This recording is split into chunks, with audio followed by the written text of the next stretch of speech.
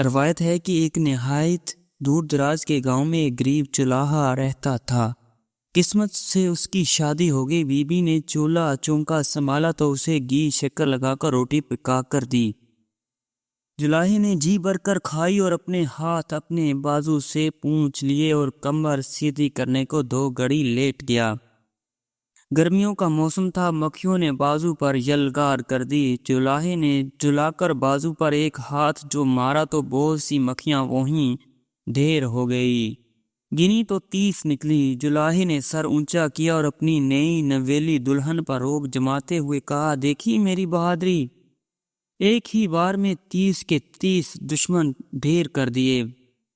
آئندہ سے مجھے 30 مار خان کہہ کر بلایا کرنا۔ بی بی نے جواب دیا کہ میں تو کہہ دوں مگر سارا گاؤں تمہاری 7 نسلوں سے واقف ہے، وہ تمہیں کیوں خان مانے گا؟ فیصلہ ہوا کہ گاؤں چھوڑ کر کسی دور دراز علاقے میں جایا جائے جہاں کوئی جولاہے کو جانتا نہ ہو اور وہاں 30 مار خان بن کر رہا جائے۔ کوسوں دور کے ایک شہر میں پہنچ کر 30 مار خان نے ملازمت تلاش کرنا شروع کی۔ پتہ چلا کہ راجا کی فوج میں بھرتی ہو رہی ہے۔ 30 مار خان ادھر پہنچے۔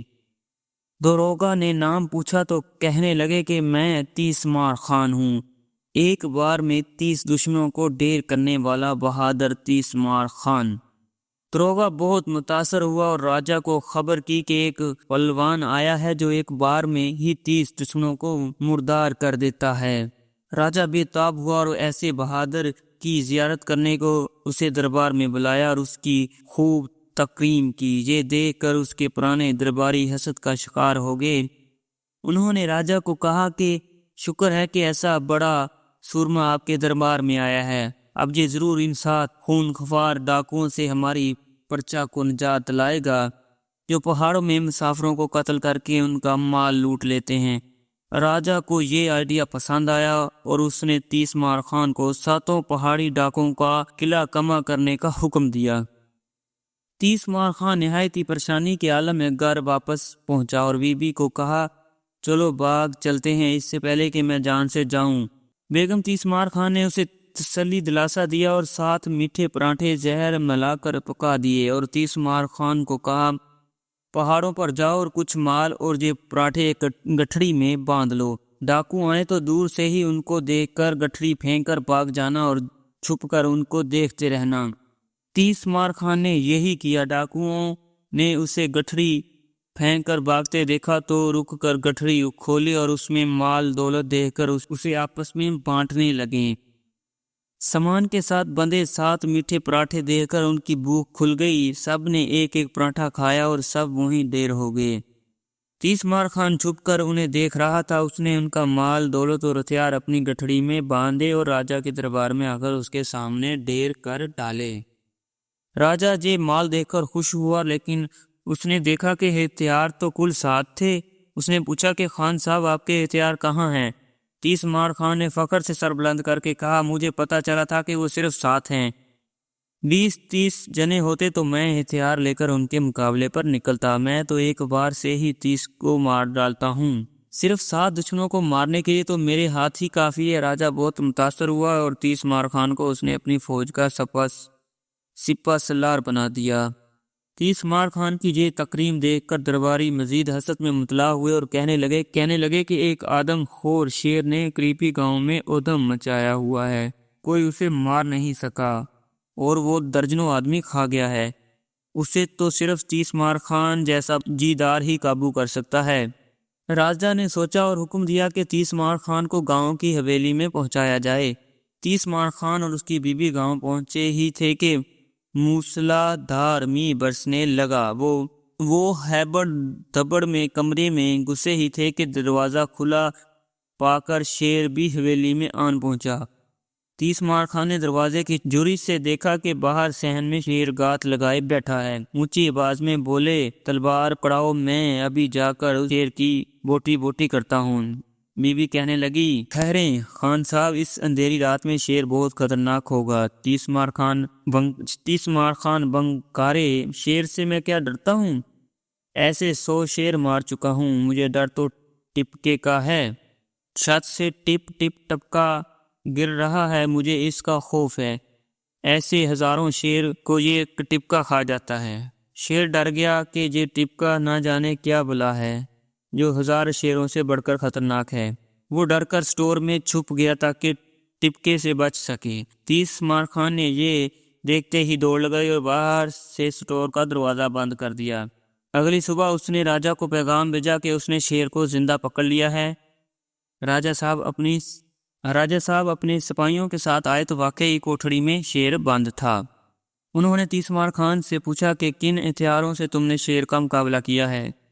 تیس مار خان نے مونچھوں کو تاؤ دے کر فرمایا، ہتھیار کیسے؟ ایک آدم خور شیر کو قابو کرنے کے لیے ہتھیار کی ضرورت ہوتی ہے۔ میں نے اسے دونوں کانوں سے پکڑ کر کندھے پر لادا اور ادھر کوٹھڑی میں بند کر دیا۔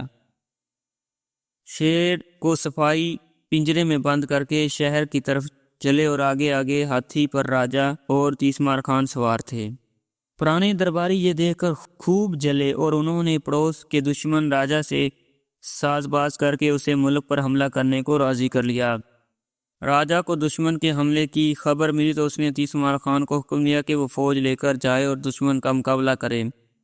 تیس مار خان گھر پہنچا اور بیگم تیس مار خان کو کہنے لگا کہ میں تو زندگی بھر گھوڑے پر نہیں بیٹھا، بہتر یہی ہے کہ ہم بھاگ چلیں۔